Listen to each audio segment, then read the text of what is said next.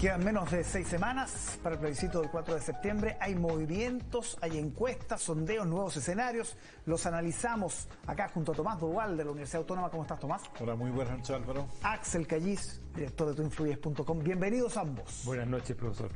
¿Por qué bajó el rechazo y subió la prueba?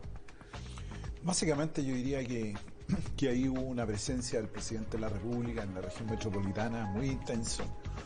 Que es donde tengo la impresión de que se va a jugar gran parte de la campaña del apruebo, puesto que la segunda vuelta presidencial en la región metropolitana, el presidente Boric tuvo un promedio de 60-40 en la región metropolitana, por lo tanto yo tiendo a pensar que esa gira algún efecto tuvo, sin embargo es marginal. Yo no estoy diciendo que haya cambiado efectivamente la tendencia, pero sí se nota un despliegue, y eso implica que el presidente ya se involucró en la campaña directamente. No estoy tan de acuerdo con Tomás. A ver. No, yo creo que fue la reaparición de las figuras emblemáticas de la derecha y la extrema derecha durante la semana pasada. Recordemos que el presidente de la UDI, Macaya, se anduvo enredando con el tema de la paridad en un programa de televisión, lo cual es una señal importante para las mujeres.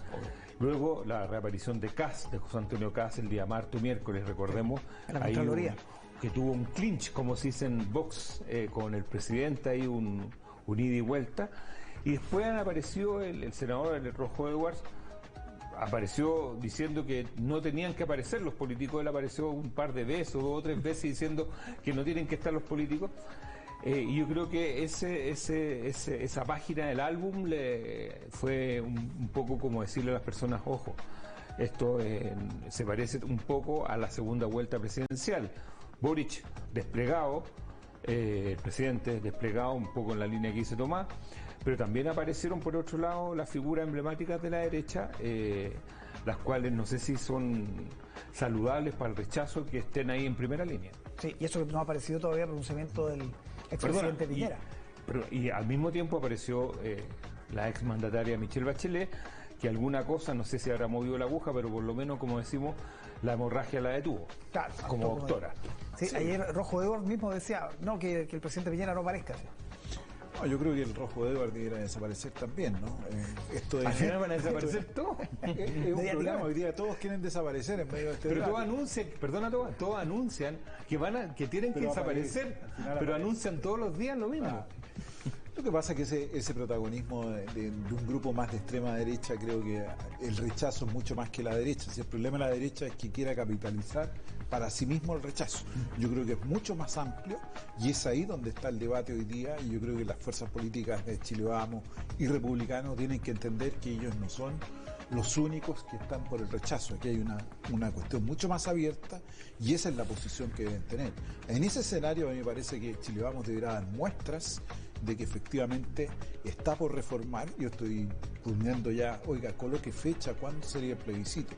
¿Cuánto se va a demorar en la convención? ¿Se va a demorar 6 meses? 6 meses. Y las características yo creo que están muy claras. Si va a ser una convención más o menos con las características que tiene actual, yo diría que ese es un planteamiento mucho más concreto y hacer efectivo los 4. Sí, yo creo que eso le da viabilidad al rechazo para reformar. De otra manera se queda en el aire, quedan las minutas estas de los 10 puntos y todo eso, que ahí son puros titulares, no hay ningún detalle, y como hemos dicho en otras noches acá, no es vinculante, pero sí podría ser vinculante en términos, yo diría, políticos formales, un procedimiento claro, es decir, ir despejando. Y ahí yo noto en realidad a la derecha. O sea, la derecha está entre hacer una consulta de entrada para preguntarle a la gente que quiere. Ahí yo creo que hay una inclinación también de algunos de meter el tema del comité de expertos. Sí. Yo considero que eso es un error tremendo. Eso es elitizar aún más y no entender la crisis de representación que está viviendo Chile. No hay espacio. No hay espacio para eso, yo creo, pero la creatividad es infinita en este país. Y en ese sentido yo creo que nos tenemos que ir derecho a, si gana el rechazo, a la elección de constituyente, a la italiana, como yo he dicho.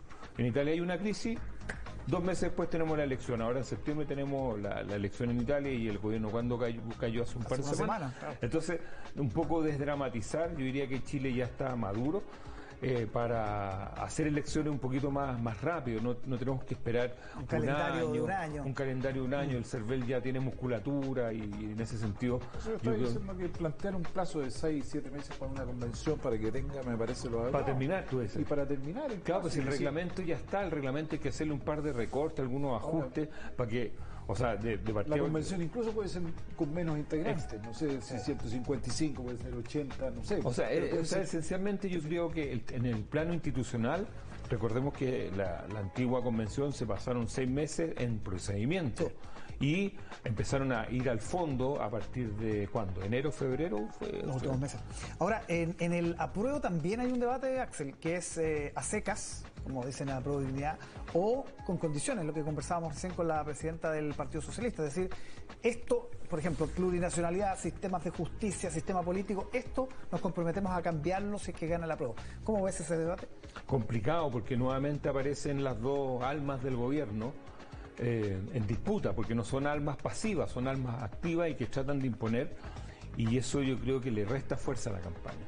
Sí, el gran problema que tiene en este minuto la campaña de la Apruebo es que no está desplegada en los sectores que más necesitan, que son los sectores populares, y ahí yo creo que hay que llegar, así como a la derecha se le pide certeza, también tiene que tener certeza, y el socialismo democrático quiere dar esa certeza.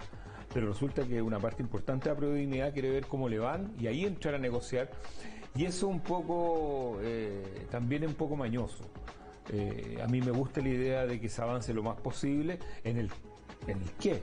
O sea, de hecho, el mismo presidente ya ha dado algunas tips o algunos titulares de lo que no le gusta. Entonces, yo creo que no estamos hablando de 30 temas. Yo creo que en el fondo, si nos ponemos a conversar todo, estamos hablando de 4 o 5 cosas que son las que más ruido hacen. Sí, cosas importantes en todo caso y que tienen hartos detalles.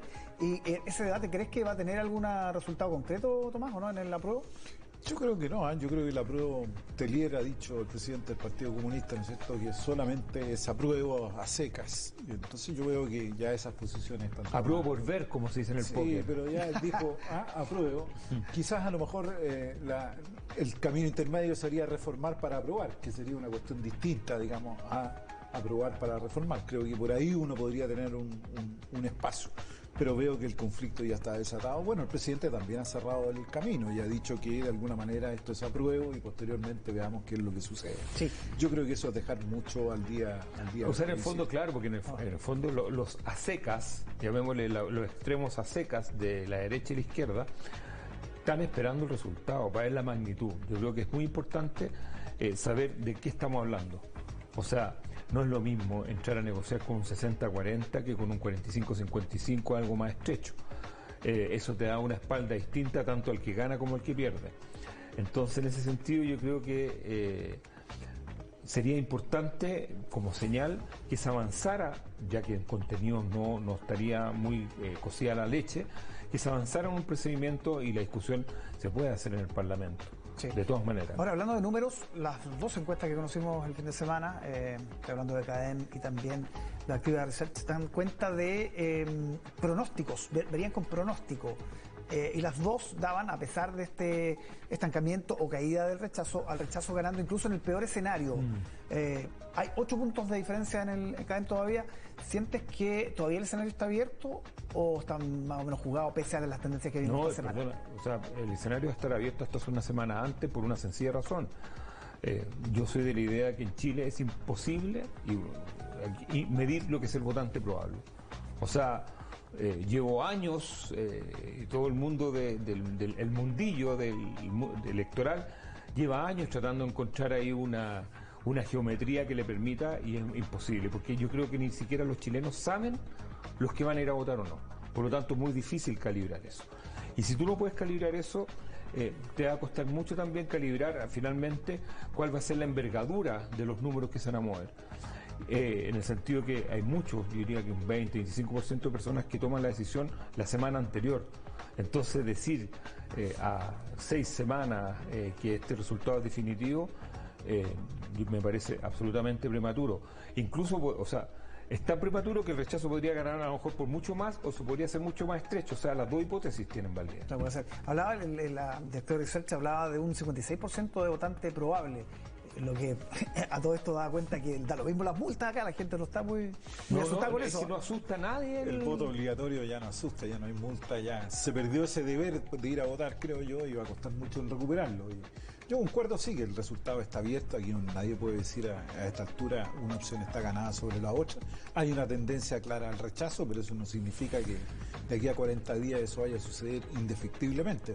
Pueden suceder incluso hasta hechos que no conocemos y cambiar el panorama para una u otra opción. O sea, pueden ocurrir cuestiones muy inesperadas y eso también puede provocar cambio. Entonces, no hay que dar por cerrado la elección. Yo creo que vamos a echar a 30 días de campaña, donde concuerdo con Axel que la última semana muchas de las personas van a tomar posición. Y la franja que comienza el 5, Exacto. de eso en una semana más, y ahí empiezan a pasar cosas. O sea, ha habido una revalorización a la franja.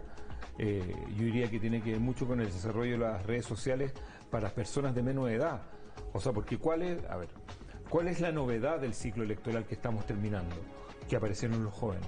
Los jóvenes aparecieron para el plebiscito en 2020, cuando antes votaban un 32% y ahora votan un 55%, a lo menos.